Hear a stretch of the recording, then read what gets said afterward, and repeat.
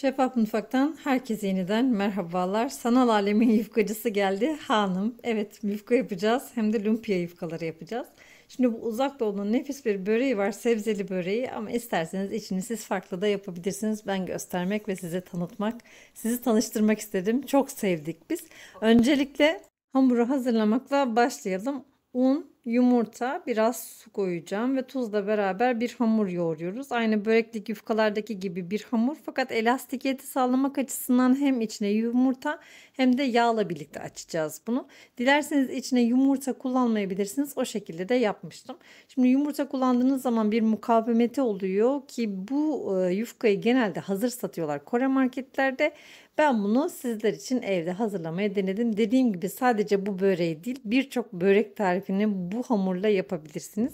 30'ar gramlık küçük küçük bezeler hazırlıyorum. 25 gramlık da olur. Tavanın boyutuna göre 32 santim. Şimdi nasıl bunları açacağız? Unlu nişastalı bir karışımla küçük küçük açtım ve üzerine yağlıyorum. Yağladıktan sonra tekrar unlu bezeleri üst üste koyuyorum. 6 tane bezeyi üst üste koyduktan sonra onları şöyle bir kenara alacağım. Kenarda biraz bekleteceğiz. Şöyle bir 2-3 dakika kadar bekledikten sonra hamur biraz böyle yağla birlikte kendini salacak. Yağlı kağıt arasında açacağız. Bu yufka tarifini daha önce vermiştim. Birçok tarifte kullanılabilir bir yufkaydı. Dedim ki yani bu Korelilerin yaptığı yufkaları şöyle bir yakından baktım. Dedim bu bizim yaptığımız tavada hazırladığımız kolay ince tül yufkalara benziyor. Onlarla birlikte hazırlamayı düşündüm. Tam da istediğim gibi oldu. Şimdi yağlı kağıt arasında kolayca gördüğünüz gibi 6 yufka aynı anda açıldı. Merdaneyi sadece üzerinde gezdirdim. İnceliğini görüyorsunuz. Diyorsunuz ki Tuğba'cığım yapıştı mı? Hiç merak etmeyin, yapışmadı. Şimdi 20 saniyede bir, toplamda 2 dakika pişiriyorsunuz. Tavanızın altı harlıdan biraz daha orta ateşe doğru olmalı. Bir teflon tava kullanırsanız iyi olur. Şimdi böyle sürekli çeviriyorsunuz ve yağlı kağıt üzerinden hiç ayırmıyorsunuz. Çünkü o zaman kızar eğer yağlı kağıt üzerinden alırsanız. Ve kenara alıp hiç soğumasını beklemeden sıcak sıcak bütün yufkaları birbirinden ayırıyorsunuz. Hiç merak etmeyin. Bir tane yufka bir tane yufkaya asla yapışmadı. Sonuna kadar göstermeye çalışacağım. Gördüğünüz gibi böyle tül gibi oluyor. Diyorsunuz ki ya ben bu kadar ince yufkayı nasıl açtım? Aslında bunu sizin için yağ yaptı ve nişasta ile undan yardım aldı.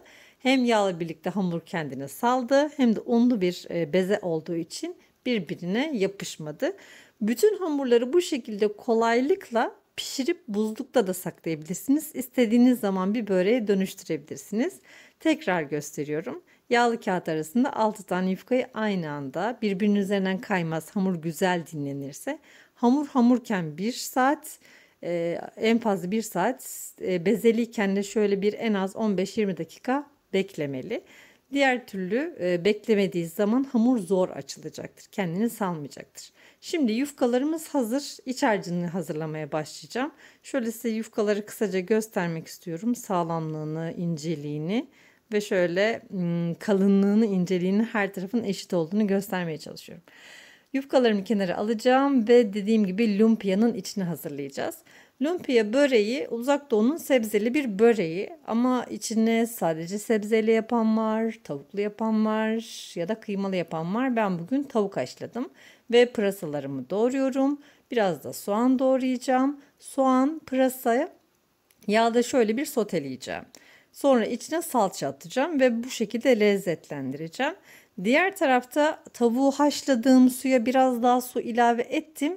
Bir Çin eriştesi var. Onu içinde haşlayacağız. İşte tam da bu.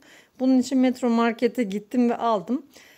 Yani olmazsa olur muydu? Onu şimdi size söylemem gerekirse haşlanmış pirinç de koyulabilir bence içine. Çünkü muhteviyatı aynı. Bu da bildiğiniz pirinç unundan hazırlanmış bir erişte. Eğer peşine gitmeye üşenirseniz haşlanmış pirinç de ilave edebilirsiniz içine. Şimdi farklı bir iç harcı hazırlıyoruz dedik. Gördüğünüz gibi pırasayı, soğanı, salçayı ve yağ bir tarafta soteliyorum. Diğer tarafta makarnayı haşlıyorum.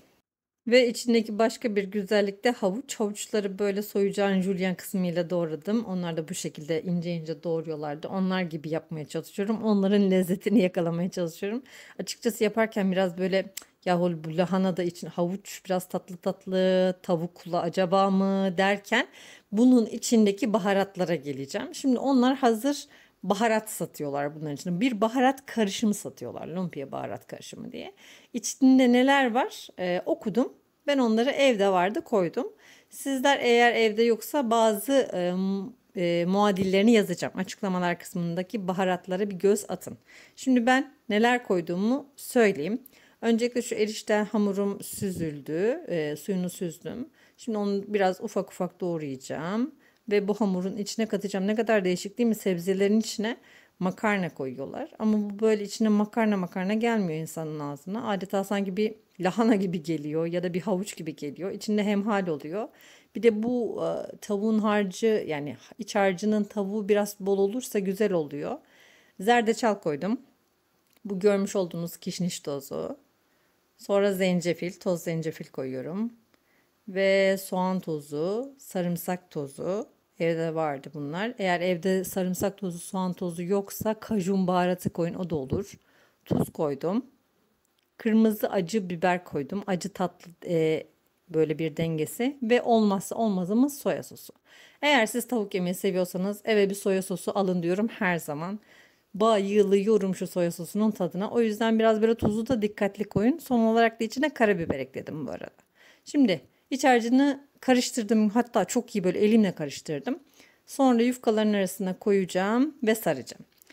Bunları buzlukta muhafaza edebiliyorsunuz. İstediğiniz zaman çıkartıp buzlu buzlu kızartabiliyorsunuz. Bol bol yapın, bayılacaksınız. Özellikle çocuklar bu hani bizim bu 13-14 yaş grupları var ya bu Kore yemeklerini, Uzak Doğu yemeklerini çok merak eden, onları izleyen. Onlar bayılıyorlar. Bende de var birkaç tane. Şimdi bütün börekleri hazırlıyorum. Buzdolabı poşetlerine dolduracağım. Birazını dondurucuya göndereceğim. Birazını da kızartıp soya sosuna bandırarak şöyle içini dışını size göstereceğim. Bayağı epey bir börek çıktı. İçle hamur birbirini karşıladı. Hiçbiri artmadı bu arada. İsterseniz yarım ölçü yapın, isterseniz 2 katı yapın. Ve buzdolabı poşetlerine şu şekilde koydum. Merak etmeyin, birbirine yapışmaz, yağlı bir hamur olduğu için. 2 poşet şeklinde buzluğa gönderiyorum. Ve tavada bol yağda kızartın.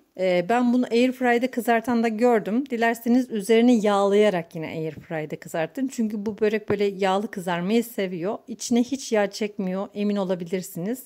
Şöyle ben biraz peçetenin üzerine aldıktan sonra içine iyice bir baktım. Hamurun kendisi yağ çekmedi. Ama çok güzel nar gibi de kızarıyor yağda. Bol yağda şöyle bir ağır ağır kızartıyoruz altını üstünü. Sonra acı tatlı sos var, bu şili sosu. Onunla birlikte servis ediyorsunuz. Ona bandırarak yiyorsunuz bunu. Aslında böyle bütünlük sağlayan sos da bu sos. Kıtır kıtır, kıyır kıyır dışı. İçi de yumuşacık, bol sebzeli, tavuklu, bol baharatlı. Nefis bir deneyimdi bence. Dediğim gibi siz isterseniz bu şekilde bir uzak doğu mutfağına bir şans verin. İçini böyle hazırlayın. İsterseniz de içine ıspanak koyun, yumurta koyun ya da peynir koyun. Her türlü elinizin altında incecik uğraşmadan yapabileceğiniz, yufkalarla hazırlayabileceğiniz, buzluğunuzda bol bol bulundurabileceğiniz bir börek. Ben içini çok beğendim. Lumpia'yı zaten çok merak ediyordum. Bu Instagram Reels'lerde böyle karşıma çıkıyordu. Ya nasıl olur acaba diyordum. Benim tahmin ettiğimin ötesinde bir tarif oldu. İnşallah sizler de denersiniz. Bu emeklerimin karşılığı olarak bir beğeni butonuna basarak, bana bir yorum yaparak destek olursunuz. Paylaşarak arkadaşlarınızın görmesini sağlayabilirsiniz. Yeni yeni videolarda, yeni yeni vloglarda, yeni yeni tariflerde görüşmek üzere. Hoşça kalın, afiyetle kalın.